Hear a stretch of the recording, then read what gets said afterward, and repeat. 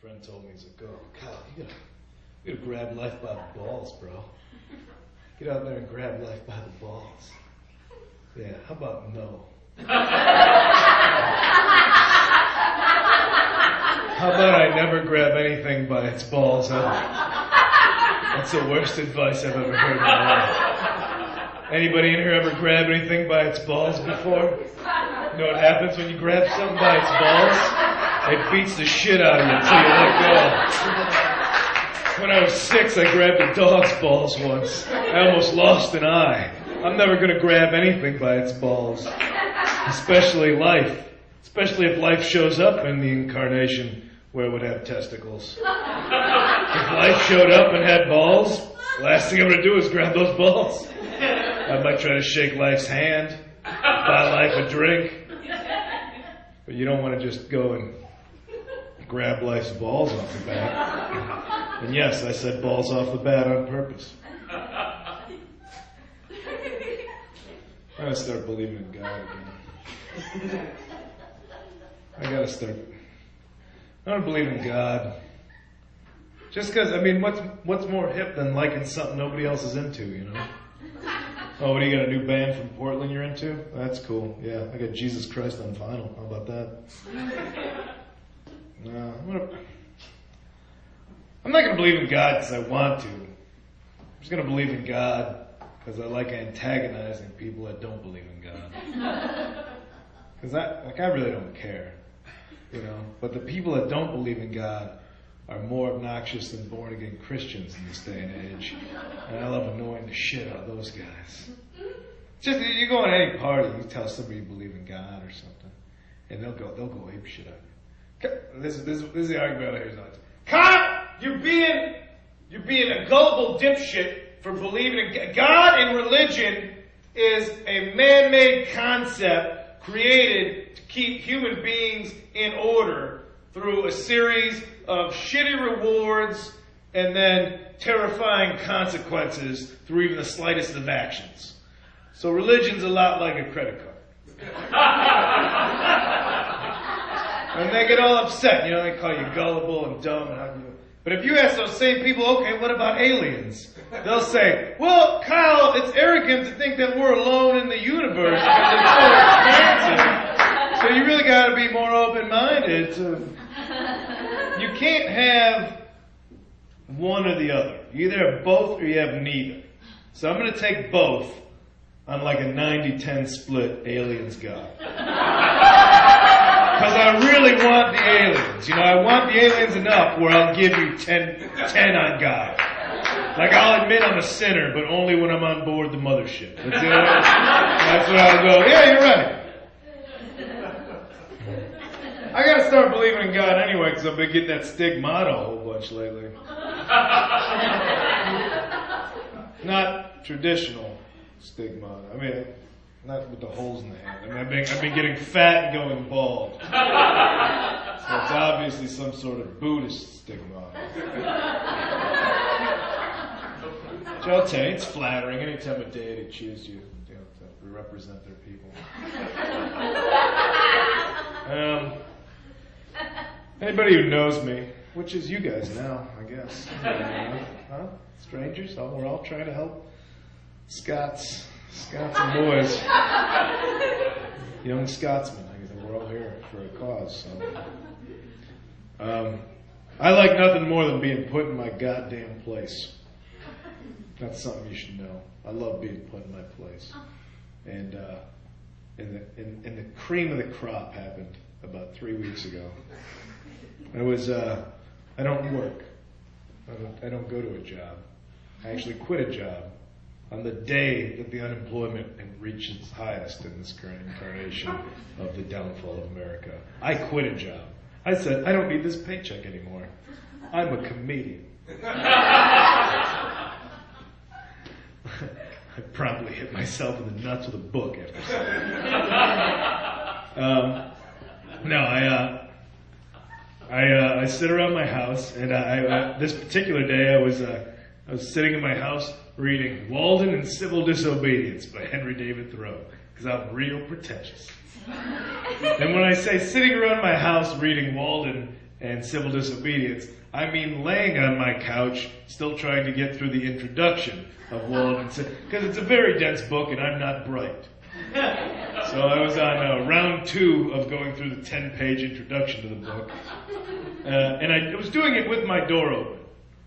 Just my screen door. It's a thing in my head. It was maybe like a UPS guy or mailman will walk by and be like, oh, look at this young guy getting over the trappings of consumerism and capitalism, getting down to it. Look at that. Way to go, young man. That's not what they would think of. If they walked by and saw me, they'd say, hey, get a job, asshole. Is what they'd say, because I'm a pompous white dick with a beard and no job on a Tuesday afternoon reading Walden and Civil Disobedience. Regardless, I'm laying there trying to get through this book and my screen door rattles. And that only means one thing. So I look up, nobody's around, but it rattled. It means that the flyer gypsies have attacked again. I think this might be a unique Los Angeles thing, but the flyer gypsies, we all know. You come home, you live in an apartment complex, you come home, you got 9 menus for a Thai restaurant and 3 pedicure coupons, just decorating like the Tibetan freedom flags, just around your screen. You're like, I don't want any of this. This is horrible that you've done this to me. I won't read them on purpose, I'll collect them, throw them out. You could, honestly, at any point in this city, you could reach out to shake somebody's hand. There will just be a blur of undocumented immigrant flesh, and you'll just have a coupon hanging off your wrist. You don't even know. You just saw like a ghost pass by, and all of a sudden you've got, this thing swinging from your hand about how you should try a vegan pizzeria somewhere. So the screen door rattled, and I knew what it was, and I got up, and I was in the middle of reading, but trying to get away from all this ridiculous stuff. And here they are, just polluting the world with more of the garbage and just putting it on my door. And I crumple it up right away. I don't even read it on principle. And I put it in my recycling bin that my landlord forced me to get. But this one showed up, and I have it with me. And it showed up there, and it was large and yellow, so it caught my eye. Because in the end, I'm a simple creature. Oh, it's big and yellow. Look at it. But I got this. It's from Big Mama's and Papa's Pizzeria. Apparently, they're both large. And the first thing that excited me is that Big Mama and Papa both decided that it would be best in a design sensibility to actually have their cartoon explode outward over your door handle, as though Big Mama and Papa were just destroying their own being, trying to get to you, just blowf into the universe. But I look at this, and I still have the book in my hand. I've got my thumb on page 6, like I might forget where I was reading up to, and still I understand it. And I'm reading it, and I'm like, this is why I'm reading this book. Is a jumbo pizza, 24-inch. This is ridiculous. There's an obesity problem, and this is why. Look at this. Just get it. It's cheap, and it's big, and it's horrible for you. And I'm reading it, and the design leads your eye down to the bottom of it. And then Big Mama's 28 inch pizza. You gotta get down to Big Papa's pizza, 36 inches of pizza. That's 36 inches. That's a cross. That's a diam, the thing, a cross of a circle. I'm not good with the math terms. But a cross of a circle, that's 3 feet. That's 3 feet of pizza. A cross. That they're trying to sell you for $43. And right as I'm about to yell out, horse shit to the world, my eye gets to the bottom. And now it's no longer just the cartoons. Now it's real people, real pictures. It says, introducing. Okay, it's new. When you get introduced, you act polite. You put on airs. Introducing 54-inch by 54-inch pizza. 2,916-inch square pizza. Largest deliverable pizza in the world. Now, the being put in my place part comes when I throw down the Thoreau book, yell out, God bless America, and run and get a tape measure. 54-inch by, that's 4.5 feet by 4.5 feet of pizza. Do you know what? This is from me to that mic stand is 4.5 feet. Squared. They got pictures. It takes 2 guys to lift it into the oven. It's as big as, they only made it as big as the oven. If they had a bigger oven, it would have even been bigger. They said, let's make it as big, let's do it as big as we can. Going for Guinness World Record, they have it written here. They make no mention of taste in the whole ad. And no point, they go, well, but how does it taste? It's so big! They make no mention of it. Here they are cutting it like you need it sliced. You just throw your body on top of it. Sweep it into your mouth, fatty. Get at it. You know they try to, like when you call for it, they try to, well, we can slice it here, and then no, you bring the big one. You bring 4.5 feet, doesn't fit through a door. I had the tape measure out. Doors are like 2.5 feet wide. They're this big. You gotta put it like this. You're just gonna get a giant roll of pizza. You gotta have a garage or a tent set up to eat the pizza. Or at least a sunny day and some inquisitive neighbors, Because what are you gonna do? You got any extra pizza? No, sorry. It's all spoken for. You can't say that and not look like a jerk to your neighbors. 4.5 feet. I like to think they only made like 5 boxes too. Like nobody's gonna get the big pizza. I hope somebody gets the big pizza every day. I hope somebody orders that goddamn thing every day. They're like, we can't do anything else with our entire pizza place. It takes up the whole kitchen to make this pizza. You gotta deliver it in a truck. Or hold it on top of a car like a mattress. That's the only way you can get it to a place. $200. It's $200. Extra cheese, $30. $30. Who's gonna be that dickhead? Oh, you guys getting the big pizza?